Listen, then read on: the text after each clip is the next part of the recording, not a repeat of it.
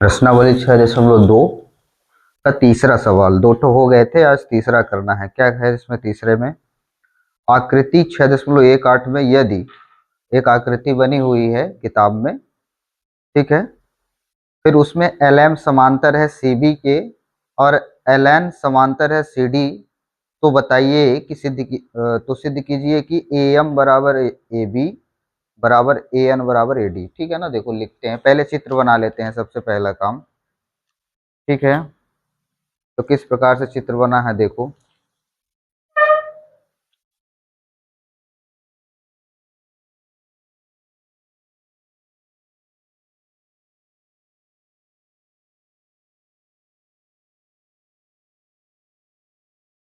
ये लगभग लगभग कुछ ऐसे चित्र बना है, ठीक है। और ये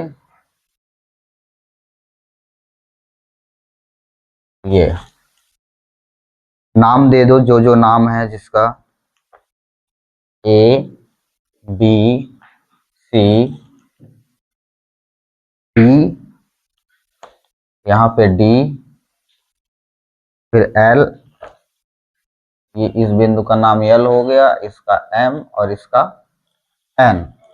ठीक है ना, ये इतना बना हुआ है, इस प्रकार से चित्र बना है, ठीक है ना। अब देखो क्वेश्चन क्या कह रहा है कि जो एल एम है वो समांतर है किसके? सीबी के। ठीक है ना, सीबी के, एल एम समांतर सीबी, यानी ये वाला जो है, ये भुजा जो है एल एम समांतर है किसके? इस भुजा के, यानी कि बीसी के समांतर है। ठीक है ना, एल एम समांतर किसके है? बीसी के। तो कौन सा त्रिभुज बन रहा है, पहले त्रिभुज को नोट करें कि त्रिभुज कौन सा आ रहा है। तो त्रिभुज इसमें कौन कौन सा आ रहा है? ए बी सी त्रिभुज में। कौन से त्रिभुज में? ए बी सी त्रिभुज में। तो एबीसी त्रिभुज में एलएम जो है बीसी के समांतर है, तो क्या करेंगे, इसमें थेल्स प्रमेय लगाएंगे। तो थेल्स प्रमेय लगाएंगे तो इसमें भुजाओं का अनुपात बराबर आएगा। तो कौन से त्रिभुज में थेल्स प्रमेय लगानी है? और फिर दूसरे कंडीशन में दिया है कि एलएन जो समांतर है वो सीडी के है, यानी ये वाला इसके समांतर है। तो फिर इस वाले त्रिभुज में, जो जिस त्रिभुज में ये समांतर बन रहा है, उसी त्रिभुज में हम थेल्स प्रमेय लगाएंगे तो उनके भुजाओं का अनुपात बराबर आएगा। ठीक है ना। तो पहले जो दिया है, दो बार स्थिति दी है, यानी दो बार समांतर दिया है, तो इसका मतलब देख के समझ आता होगा कि हमें दो बार थेल्स प्रमेय लगानी पड़ेगी। ठीक है ना। और फिर उसके बाद क्या सिद्ध करना है, देखो पहले पहली पहली बात, तीसरे में दिया है, क्या क्या दिया है कि एल एम समांतर है सी बी के और एल एन समांतर है किसके? एल एन समांतर है सी डी के। ठीक है ना, कोई दिक्कत? ये दो स्थितियां दी हैं। सिद्ध अपने को क्या करना है? सिद्ध करना है, क्या सिद्ध करना है कि ए एम बटा ए बी, ए एम बटा ए बी बराबर ए एन बटा ए डी, ये सिद्ध करना है इतना। ठीक है ना, कोई दिक्कत? यहां तक में कोई दिक्कत? ये तो सवाल में जितना कुछ था पूरा का पूरा सवाल लिखे हैं। ये चित्र बना था, चित्र बना दिए, जो दिया है उसको लिख दिए, सिद्ध क्या करना है ये लिख दिए। ठीक है ना। अब आगे काम करेंगे, देखो क्या करेंगे। पहले एल एम समांतर है तो सीबी, इसके लिए इस कौन से त्रिभुज में है, तो लिख लें कि त्रिभुज एबीसी में, त्रिभुज त्रिभुज एबीसी में थेल्स प्रमेय से, कौन से प्रमेय से? थेल्स प्रमेय से। ठीक है, त्रिभुज एबीसी में थेल्स प्रमेय से। तो त्रिभुज एबीसी में कौन सा समांतर है? एल एम समांतर सीबी, ये दिया है। ठीक है ना। तो जब ये दिया है एल एम समांतर, तो भुजाओं का अनुपात क्या होगा देखो। एक तो ए एम बटा एम बी होगा। ए एम बटा क्या होगा? होगा कि नहीं होगा? इस भुजा का अनुपात और इन दोनों भुजाओं का अनुपात बराबर होगा। तो इसमें ए एम बटा एम बी और ए एल बटा एल सी। ठीक है, कोई दिक्कत है? समझ में आ रहा है कैसे हो रहा है ना। जैसे ये त्रिभुज ऐसे ऐसे बना है, ऐसे नहीं ना बन करके, तो समझ में आना चाहिए कि यहाँ से यहाँ तक का और फिर यहाँ से यहाँ तक का अनुपात जो है, यहाँ से यहाँ तक का और यहाँ से यहाँ तक का अनुपात बराबर होगा। ठीक है ना। तो क्या क्या होगा, AM बटा MB बराबर, फिर क्या हो जाएगा, AL बटा ये LC। ठीक है, कोई दिक्कत है? ये समीकरण नंबर 1 बन गया। क्या बना समीकरण? फिर से दूसरे स्थिति में, अब तो ये हो गया। इसी प्रकार से त्रिभुज ACD में थेल्स प्रमेय लगाएंगे, क्योंकि ये LN जो है वो समांतर है CD के, है कि नहीं है? तो लगा लें। त्रिभुज, कौन से त्रिभुज में? ACD, त्रिभुज ACD में थेल्स प्रमेय से, थेल्स प्रमेय से, तो प्रमेय लगा देंगे थेल्स, तो क्या होगा देखो, अब ये ACD त्रिभुज यहाँ पे बन रहा है, समझ में आ रहा है? ACD यानी इस वाले त्रिभुज की बात हो रही है, ठीक है ना। तो उसमें जब थेल्स प्रमेय लगाएंगे, और कौन कौन सा दिया है, LN समांतर CD दिया है, LN, LN समांतर CD ये है। तो फिर क्या हो जाएगा, हमारा समीकरण क्या बनेगा, ए AN बटा ND, ठीक है ना, AN बटा ND बराबर क्या हो जाएगा, AL बटा LC। ये समीकरण 2 हो गया। ठीक है, इसमें कोई दिक्कत यहां तक में? कोई दिक्कत हो तो बताओ। कोई दिक्कत नहीं, समीकरण 1 बन गया, समीकरण 2 बन गया। अब देखो समीकरण 1 और 2 से, समीकरण 1 और 2 से AL बटा LC का मान AM और MB है, और इधर भी AL बटा LC का मान AN बराबर ND है कि नहीं है? तो यानी इसके बराबर में ये भी है और इसके बराबर में ये भी है, इसका मतलब है कि तीनों चारों आपस में बराबर हैं, है कि नहीं है? जब इसके बराबर ये है और इसके बराबर ये है, तो ये क्या है, आपस में तीनों बराबर हैं। तो किसी के बराबर किसी भी में लिख सकते हैं जिसको हमको जरूरत होगी। तो हमें AL और LC की जरूरत ही नहीं है, सिद्ध जो करना है वो उसमें की जरूरत है, कहीं पे जरूरत ही नहीं है, तो उसको क्या करेंगे, हटा देंगे, उसके जगह पे हम मान रख देंगे। तो लिख देंगे समीकरण 1 और 2 से, समीकरण 1 व समीकरण 2 से, ठीक है ना। समीकरण 1 और 2 से करेंगे तो क्या होगा, देखो कि हमें AL और LC की जगह पे मान रख लें, तो क्या हो जाएगा, AM बटा MB बराबर, इधर क्या हो जाएगा, AL और LC का मान क्या है, AN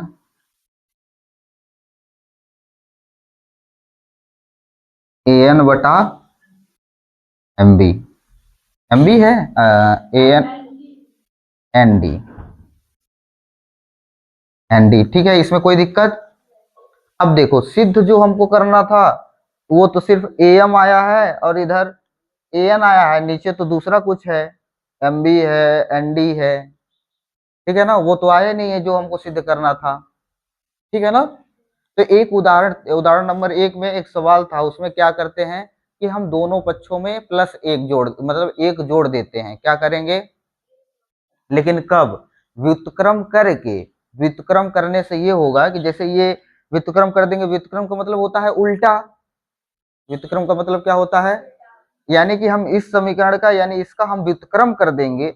जब हम व्युत्क्रम कर देंगे तो ये पलट जाएगा, जैसे AM है तो वो नीचे आ जाएगा, AN है तो ये भी नीचे आ जाएगा, और ये नीचे वाले ऊपर। ऐसा क्यों कर रहे हैं व्युत्क्रम, क्योंकि जब हम एक जोड़ेंगे तो जो नीचे में रहेगा वो सुरक्षित रहेगा, ठीक है ना, क्योंकि हमें AM को हटाना नहीं है, AM को और AN को नहीं हटाना है, और AM और AN दोनों ऊपर हैं, यदि हम उनको नीचे कर दें तो फिर वो दोनों क्या रहेंगे, सुरक्षित रहेंगे। तो इसलिए हम उसको क्या करेंगे, व्युत्क्रम, और व्युत्क्रम करके एक जोड़ देंगे। तो क्या लिख दें कि व्युत्क्रम करके एक जोड़ने पर,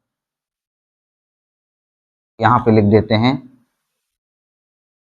व्युत्क्रम यू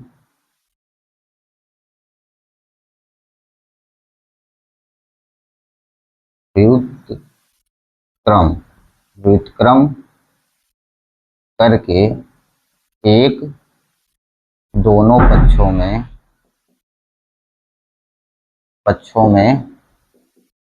जोड़ने पर, व्युत्क्रम करके क्या कर देंगे, दोनों पक्षों में एक जोड़ देंगे। तो इसका व्युत्क्रम करेंगे तो ये क्या हो जाएगा, एम बी ऊपर हो जाएगा और नीचे क्या बचेगा, ए एम और प्लस एक।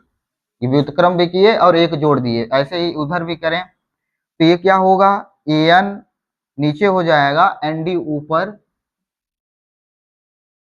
और फिर प्लस एक जोड़ दिए। ठीक है ना, कोई दिक्कत। अब देखो हम ए एम का एलसीएम ले लेंगे। अब ये क्या बन गया, भिन्न का जोड़ बन गया। क्या बना, इसके बटे में कुछ नहीं है तो एक है, एलसीएम ले लेंगे तो एलसीएम ए एम आएगा। ऐसे इसमें भी इसके बटे में कुछ नहीं है तो ए एन और एक का एलसीएम लेंगे तो ए एन ही आएगा। आएगा कि नहीं आएगा, एलसीएम लघुत्तम समापवर्तक। ठीक है ना, तो एलसीएम ले लें इसका तो क्या होगा, देखो ये बन गया ए एम। ठीक है, ए एम एलसीएम आ गया तो इधर ए एम से ए एम कट जाएगा तो यहाँ पे सिर्फ एम बी आएगा और प्लस, अब एक में ए एम का भाग देंगे तो ए एम ही आएगा। तो एक का ए एम में गुणा करेंगे तब पर भी ए एम ही आएगा। आएगा कि नहीं आएगा, तो ये हो गया ए एम। ठीक है, कोई दिक्कत है। अब आगे बराबर ऐसे इसको करो तो ये क्या हो जाएगा, एलसीएम ए एन आ जाएगा और एन डी और प्लस, भाई अब इसका इसके साथ गुणा होगा तो ए एन बन जाएगा। यहां तक में कोई दिक्कत किसी को, इस लाइन में कुछ दिक्कत नहीं है, सिर्फ एलसीएम किए हैं, भिन्न का जोड़ कर दिए। अब देखो क्या होगा, अब हम यहाँ चित्र में देखें कि A M plus A N, sorry M B plus A M, तो एम बी कहाँ है, देखो ये एम बी और प्लस ए एम, यानी कि A M plus M B. ये दिख रहा है ना कि ए एम कहाँ है और एम बी कहाँ है, तो A M plus M B. ठीक है, तो A M plus M B यदि हम दोनों को जोड़ दें तो ए बी के बराबर हो जाएगा। किसके बराबर हो जाएगा, ए बी के बराबर होगा कि नहीं होगा। जैसे मान लो एग्जाम्पल्स के तौर पे समझो कि ये एक सीधी रेखा है। ठीक है ना, ये क्या है, सीधी रेखा है, इसको दो भागों में बांट दिए तो यहाँ से यहाँ तक के टुकड़े को और यहाँ से यहाँ तक के टुकड़े को जोड़ेंगे तो पूरा हो जाएगा। यानी मान लो इसका नाम ए बी है और इसका नाम दे दे एम, तो ए एम को और एम बी को जोड़े तो बराबर किसके आएगा, ए बी के। ए बी के बराबर आएगा ना कि नहीं आएगा। जैसे मान लो हम कहते हैं कि इस पूरे की दूरी 5 किलोमीटर है। ठीक है ना, अब इसका भाग 3 किलोमीटर और इसका भाग 2 किलोमीटर, तो 3 और 2 जोड़ेंगे तो 5 आएगा कि नहीं आएगा। तो इसका मतलब है कि ए एम और एम बी को यदि हम जोड़ देते हैं तो वो ए बी के बराबर आ जाएगा। ठीक है ना, तो हम यहाँ पे ए एम और एम बी और ए एम की जगह पे लिख देंगे ए बी और बटे ए एम बराबर। ऐसे इसमें भी देखो ए एन और एन डी को जोड़ें तो ए एन और एन डी को जब जोड़ दें दोनों को तो क्या हो जाएगा, ए डी हो जाएगा। होगा कि नहीं होगा, तो लिख दें ए डी बटा ए एन। ठीक है, कोई दिक्कत। अब देखो जो अपने को लाना था तो वो तो आ गया, लेकिन फर्क इतना है कि ये नीचे है और ऊपर ऊपर नीचे है, यानी कि उल्टा है। तो फिर से व्युत्क्रम कर दें, एक बार इसका फिर से व्युत्क्रम कर दें तो क्या हो जाएगा, व्युत्क्रम करने पर, व्युत्क्रम कर देंगे तो क्या हो जाएगा, यहीं पे लिख देते हैं, ये हो जाएगा अपना ए एम बटा ए बी और ये ए एन बटा ए एन ऊपर हो जाएगा ना ये, और बटे में यही अपने को सिद्ध करना था, आ गया। ठीक है ना, यही सिद्ध करना था अपने को ना कि ए एम बटा ए बी और ए एन बटा ए डी। देख लो कहाँ दिक्कत है, समझ में आया कि नहीं आया। ठीक है ना, तो ए एम बटा ए बी बराबर ए एन बटा ए डी। ठीक है, ये है इसका सही तरीका सॉल्व करने का। ठीक है, चलो इसको लिख लो, फिर बताओ कहाँ समझ में नहीं आया।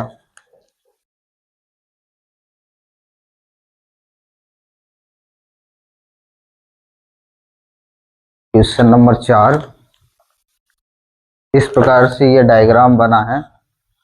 ए बी सी एक त्रिभुज दिया है, फिर उसके अंदर कुछ इस प्रकार से बना है। और क्या बोला है क्वेश्चन कि डीई समांतर एसी है। जो डीई है, कहाँ है डीई, पहले ये ढूंढो। तो डीई ये है और इसके समांतर में एसी है। ये वाली इसके समांतर में है, ठीक है ना। ये दोनों आपस में कैसे हैं, समांतर हैं। तो पहले ये देखो कि ये कौन से त्रिभुज में बन रहा है। तो ये डीई और एसी जो समांतर हैं, ये त्रिभुज ए बी सी त्रिभुज में बन रहा है। बन रहा है कि नहीं बन रहा है, यानी थेल्स प्रमेय हमको एबीसी त्रिभुज में लगाना पड़ेगा। कौन से त्रिभुज में लगाना पड़ेगा, एबीसी त्रिभुज में, ठीक है ना। तो पहले लिख लेते हैं क्या दिया है। क्या दिया है, एक तो दिया है कि डीई समांतर है किसके, एसी। और दूसरी चीज क्या दी है कि डीएफ समांतर है किसके, एई के। ये यानी ये वाली जो है ये इसके समांतर है, डीएफ जो है एई के, ठीक है ना। तो पहले हम काम कर लेते हैं, डीई समांतर है एसी के लिए, डीई यानी ये वाली लाइन, और फिर समांतर है एसी के लिए यानी ये वाली लाइन। तो त्रिभुज ले लेते, पहले ये भी लिख लेंगे सिद्ध क्या करना है, सिद्ध क्या करना है। तो सिद्ध करना है, देखो बी बी एफ बटे एफ ई, बी एफ बटे एफ ई बराबर बीई बटे ईसी, बीई बटे ईसी। ये अपने को सिद्ध करना है, ठीक है ना। ये इतना सवाल से ही, अभी तक कुछ नहीं किए हैं, अब करना शुरू करेंगे।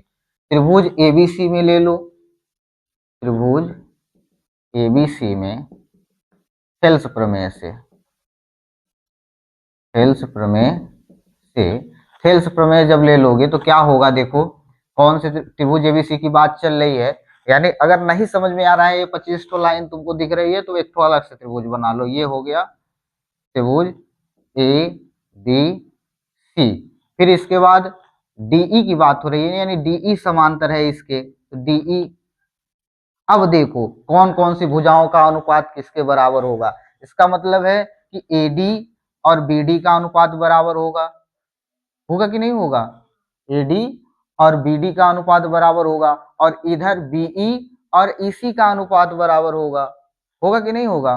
तो लिख लें इसको कि कौन कौन सा है, एक तो बीडी बटा, बीडी का अनुपात एडी के बराबर, हाँ सॉरी, बीडी बीडी का अनुपात ए बी, और फिर बीई बराबर बीई बटा ईसी। ये चीज समझ में आई है कैसे हुआ, बीडी बटा AD, A B, A B है, डी है, बीडी और बटा एडी, ए डी है ना,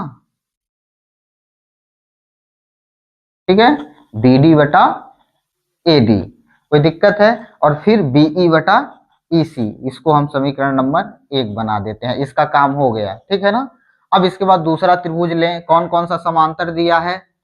एक तो समांतर दिया है दूसरे वाले में डी डीएफ समांतर एई, ठीक है ना। यहाँ लिखना भूल गए, यहाँ भी लिख लेना कौन कौन सा समांतर दिया है, डी ई समांतर, डीई समांतर एसी।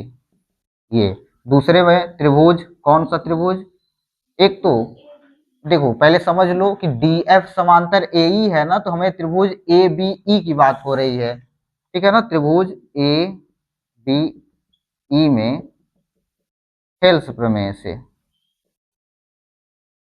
थेल्स प्रमेय से क्या होगा, देखो अब दिया है जो डी एफ समांतर किसके, ए ई के।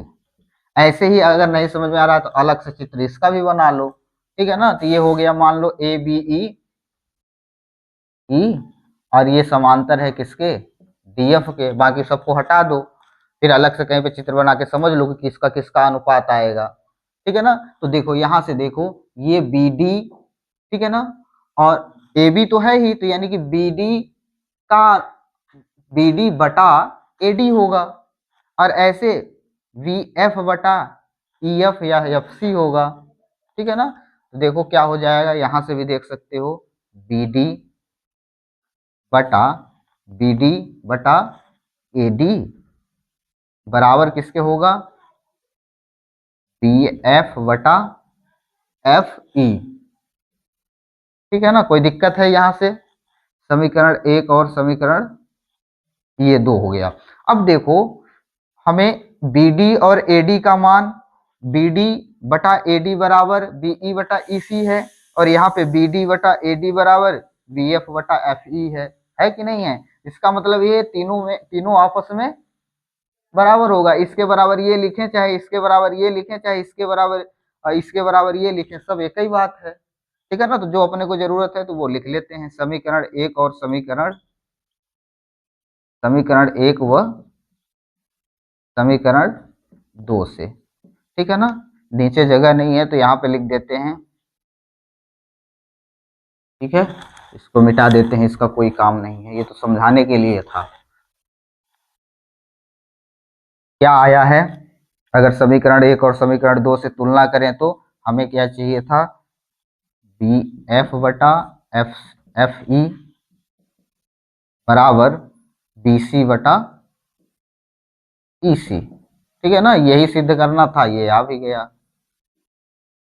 ठीक है, देख लो क्या दिक्कत है इसमें है, कहाँ पे ये, अच्छा बीई, हाँ तो ठीक है बीई, तब यहाँ पे गलत लिख दिए हम क्या, ठीक है ना, इसमें देख लो बी बी ई, अच्छा हाँ बीई और फिर ई सी।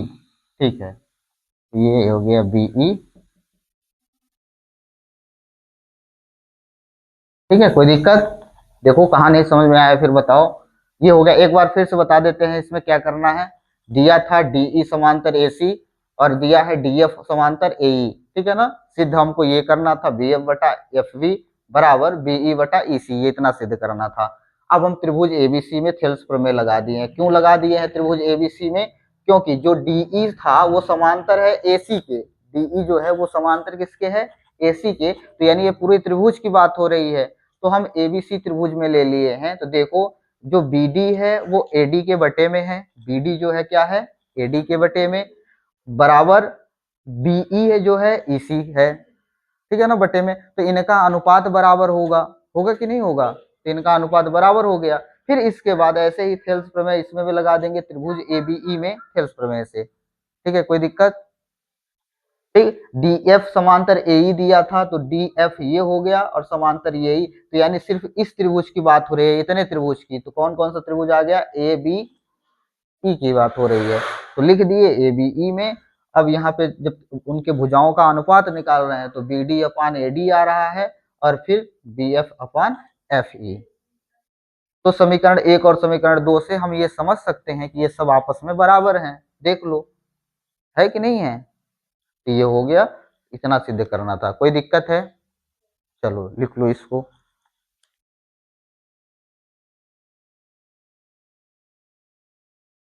ठीक है, देखो पांचवा नंबर सवाल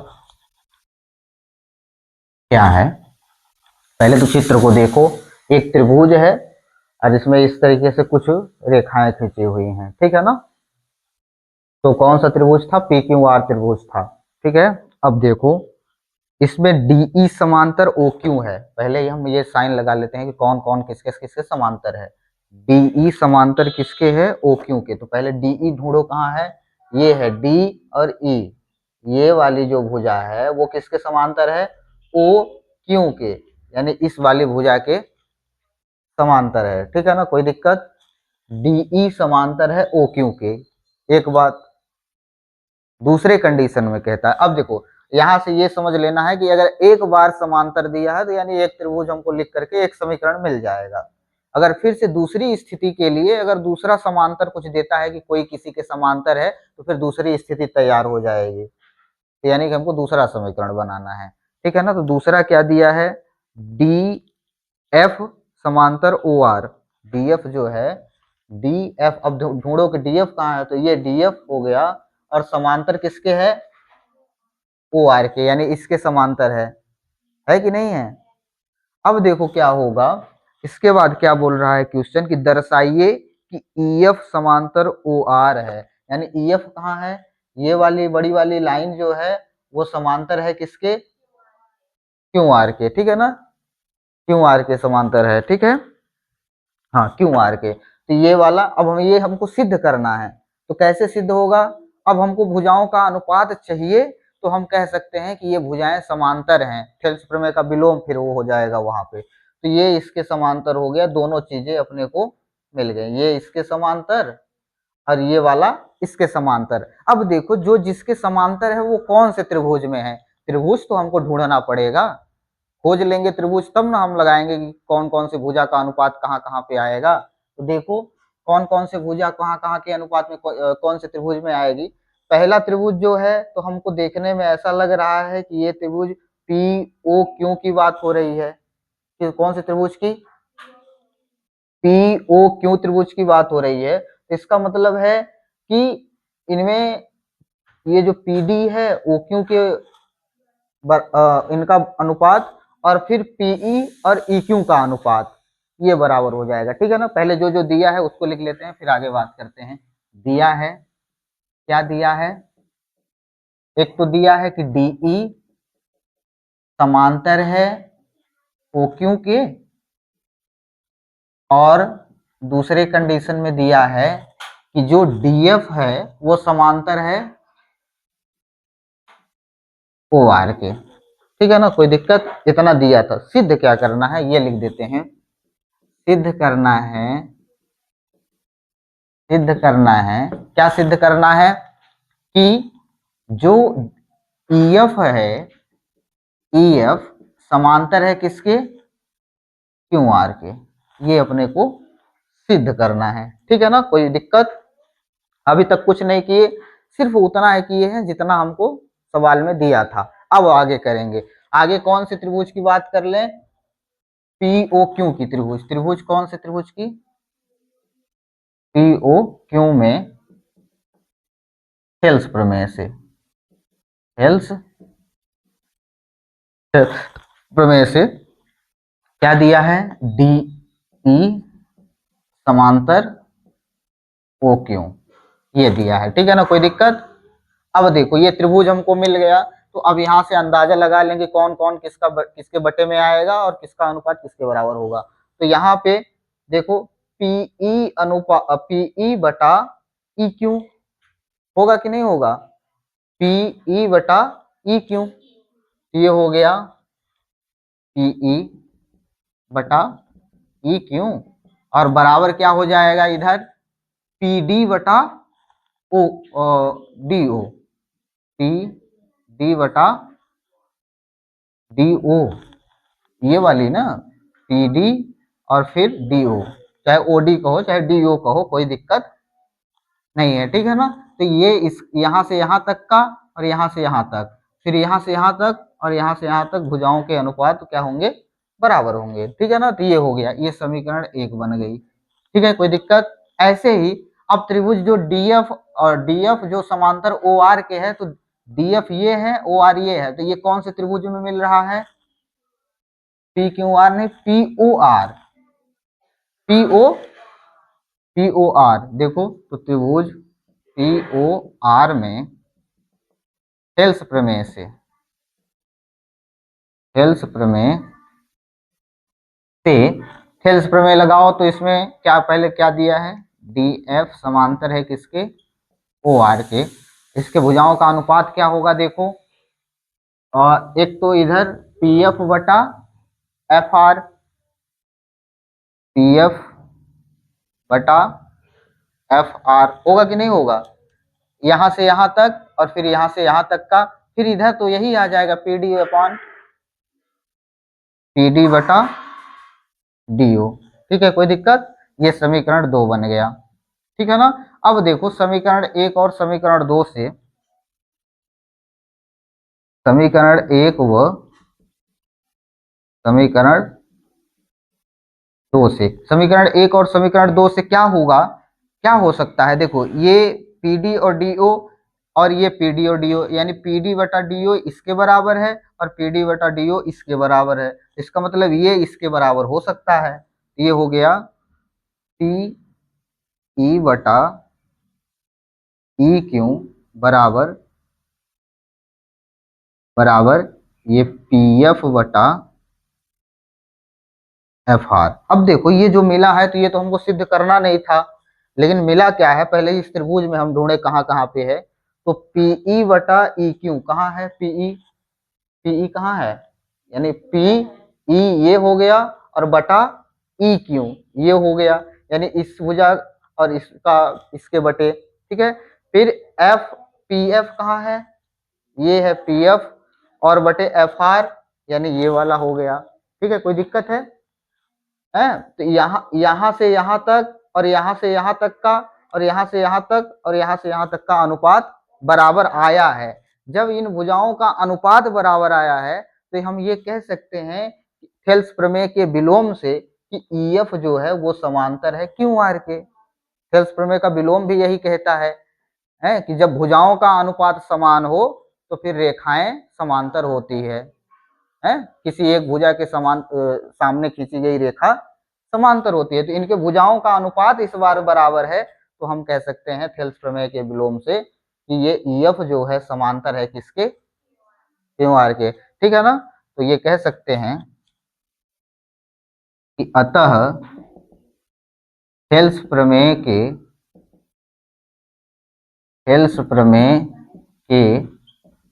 विलोम से थेल्स प्रमेय के विलोम से क्या होगा, ईएफ समांतर हो जाएगा क्यू आर के। क्यू आर है ना, हाँ यही तो अपने को सिद्ध करना था।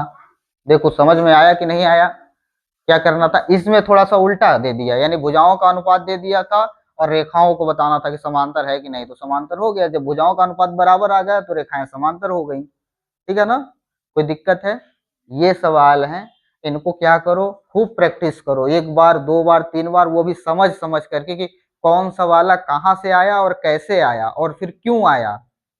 ठीक है ना, क्या कैसे और क्यों का यदि जवाब तुम लोग खुद से पा जाते हो इसका मतलब है कि तुम लोगों की समझ में आ गया है। ठीक है ना, तो इसको बार बार लगाओ और लगाने के बावजूद फिर मिलाओ कि कहीं गलत तो नहीं हुआ, हमारा आंसर सही आया कि नहीं आया। ठीक है ना, तो ये इतना करो, फिर इसके बाद नेक्स्ट डे